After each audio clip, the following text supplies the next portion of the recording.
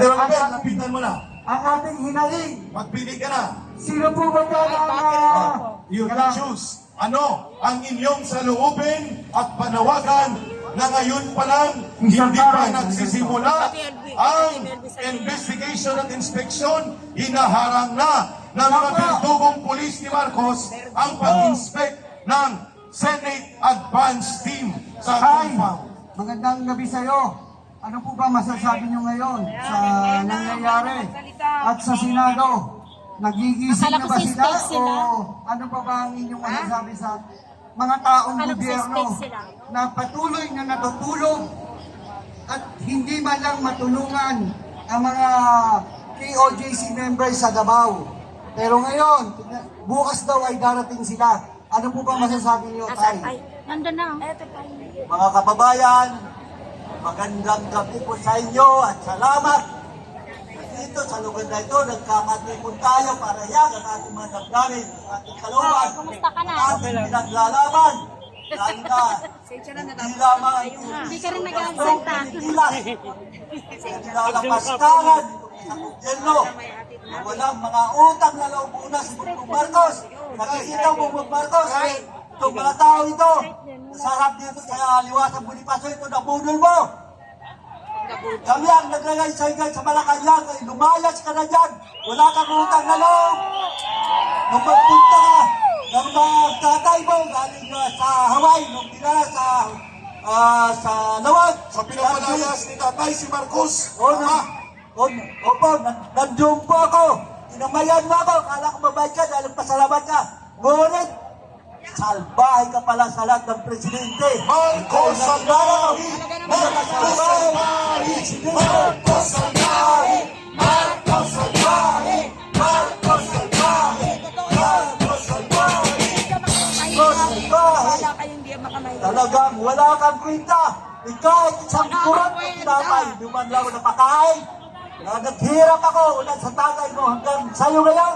Wala kang utang na loob. Talaga, Bongbong nakawala niya kang presidente nung po ng Pilipinas. Hindi ka karapat dapat maging presidente ng Pilipinas. Maraming salamat. Sinisira mo ang bansa. Hindi naman tiyujisin mo yung buksa. Ay sa sinisira mo. Mga kababayan, sinisira kayo. Huwag lamang kayong manang. Huwag lamang sa ngilo. At sa mga selpa. Magkasya na tayo para ipaglaban ng ating karapatan. Kapagkat may karapatan tayo dito sa Pilipinas. Dan paru-pareho tayong mga Pilipino. Lumayo na po tayo mga kababayan para sa ating tatarungan sa bansa. Okay, Tatay, lilipat tayo sa kabila. Maraming salamat po. Salamat po. Salamat po. Ma'am Karen, go ahead po. Go ahead, Ma'am Karen. Maraming salamat po. Brother Oliver! Wait mo na, wait Brother na. Oliver! Dito po, si Tatay. Go ahead, Ma'am Tay, Karen. tagasan po kayo, Tay. Oh, kababayan ko yan, Ilonggo. Ilonggo. Ilonggo din. Ang kwanta, ginapala ka, ginapiko. Namugin na salamat sa tanan ko mga kauturan na ari karon diri sa Liwasan Bonifacio na nakikisa sa aton pagtitipon karong kagabihon.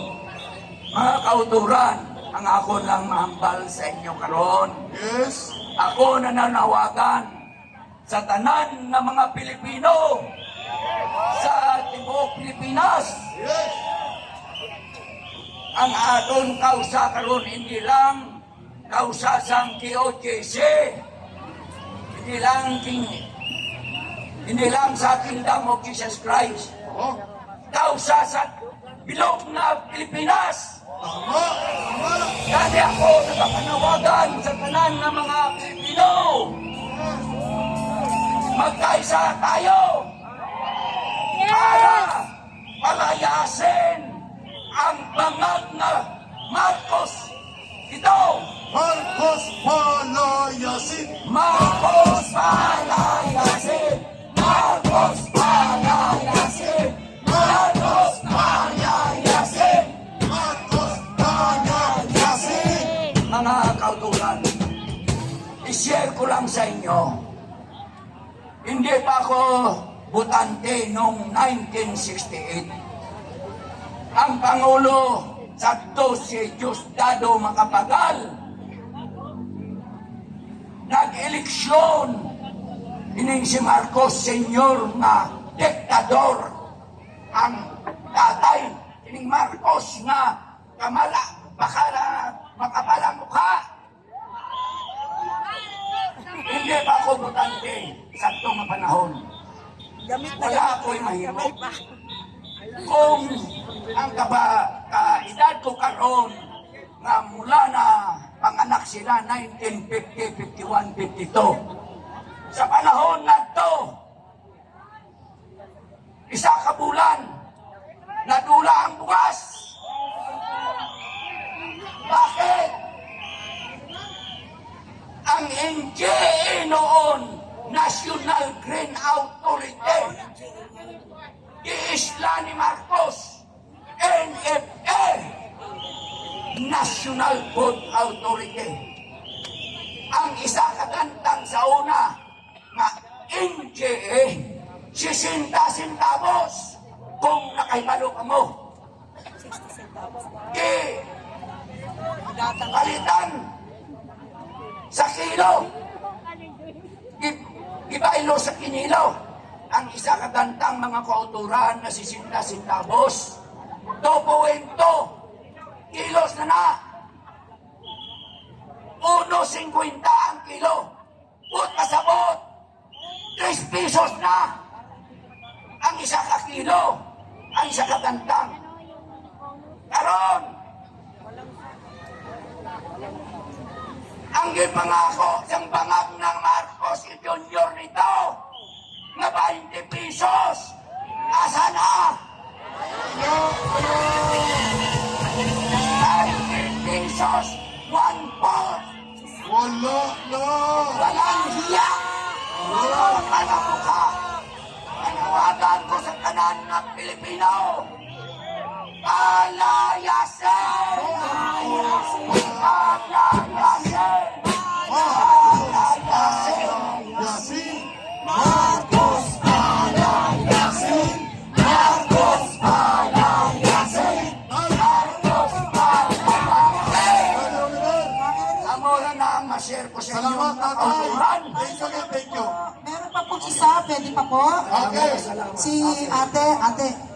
Ate, Vera, ano ang gusto mong ipaabot sa ating open microphone forum? Naglibog ng ulo ni tatay. Mayong hapon sa tanan. Ayong hapon.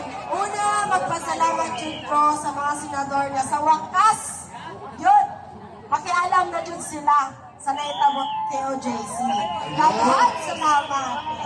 At last, base na hapit na naman makamtan ang justisya dyan sa gihimo di ani sa KOJC.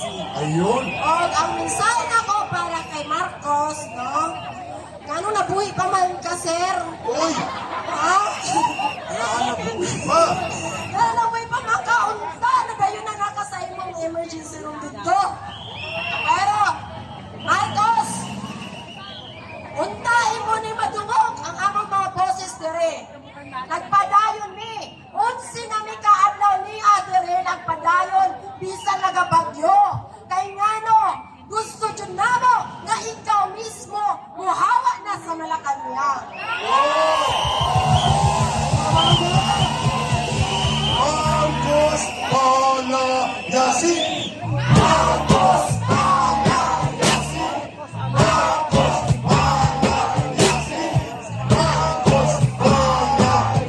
Okay na po, Ka-Eric. Okay na po tayo dito. Okay na. Okay na ba? Mamaya naman ulit ang ating open microphone forum. Salamat kay Brother Oliver at kay Ma'am Karen.